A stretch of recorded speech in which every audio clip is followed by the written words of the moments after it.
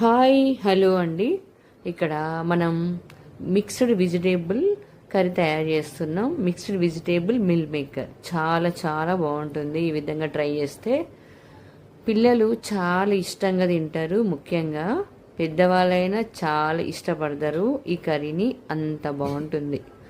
First గిన్నె తీసుకొని దాంట్లో ఆయిల్ వేసిన తర్వాత ఆనియన్స్ వేసిన తర్వాత అల్లం వెల్లుల్లి పేస్ట్ వేసి తర్వాత పసుపు వేయాలి. పసుపు కలిపిన తర్వాత గోరు చిక్కుడుగాయ వేసి ఒక 5-10 నిమిషాలు కలిపి 5-10 నిమిషాలు సిమ్లో పెట్టేయాలి. అది ఉడుకుతున్నప్పుడే మనము పెద్ద పెద్ద ముక్కలుగా కట్ చేసిన ఆలుగడ్డలు వేసేయాలండి. ఆలుగడ్డలు చిన్న చిన్న ముక్కలు చేస్తే దాంట్లో మనకు కనబడవు, అవి తొందరగా ఉడికిపోతాయి. కాబట్టి నేను కొంచెం పెద్ద పెద్దగా వేసేసినాను.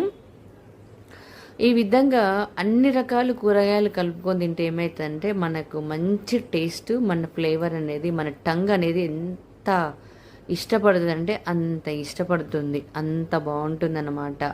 ఇది కలిపి 5 నిమిషాల తర్వాత మిల్ మేకరు ఉడికించి నీళ్ళలో వేసి ఒక 5 మినిట్స్ తీసేసిన తర్వాత బాగా వాటర్ లేకుండా ఒత్తుకొని కర్రీలో వేసేయాలండి. తర్వాత కారం, ఉప్పు వేసి బాగా కలుపుకోవాలి.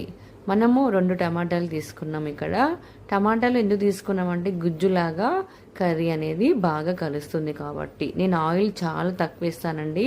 ఎందుకంటే నేను కర్రీస్లో చాలా వరకు ఆయిల్ ఎక్కువగా వాడాను కాబట్టి.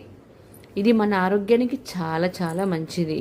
టేస్ట్ రాదనుకుంటారు కానీ తప్పకుండా టేస్ట్ వస్తుందండి. ఆయిల్ లేకపోయినా మనం టేస్ట్గా చేసుకొని తినొచ్చు చక్కగా. కొంచెం ఆయిల్ వేసుకొని కొన్నిట్లో మాత్రమే మనం ఆయిల్ తప్పదన్నప్పుడు మాత్రమే కొంచెం ఎక్కువ మోతాదులో వేసుకొని వండుకోవచ్చు. ఇక్కడ నేను వాటర్ ఒక 1/2 గ్లాస్ వేసి తర్వాత ఉడికిన తర్వాత ఒక 10 నిమిషాల తర్వాత 1 గ్లాస్ వాటర్ వేసేసాను. తర్వాత ధనియాల పొడి, గరం మసాలా వేసిన తర్వాత లాస్ట్కు దగ్గరకు వచ్చేంత వరకు ఉడికిన తర్వాత కొత్తిమీర వేసేయాలి. ఇప్పుడు వేడి వేడి అన్నంలో ఈ కర్రీ వేసుకొని తింటే చాలా రుచిగా ఉంటుంది. చపాతీలకైనా చాలా బాగుంటుంది. ఇక్కడ నేను మిల్ మేకర్ ఫ్రై చేసిన. ఇది బాక్స్లోకి బయటికి వెళ్ళినప్పుడు ఇది బాక్స్లో పెట్టుకొని తింటే చాలా బాగుంటుందండి.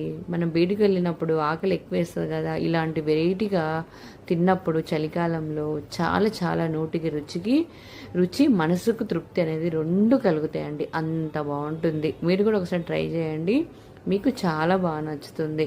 చపాతీలకు అయితే ఇంకా చెప్పాల్సిన అవసరం లేదండి. ఇలాంటి కర్రీస్ జొన్న రొట్టెలకు, చపాతీలకు ఎంత బాగుంటుందంటే అంత బాగుంటుంది.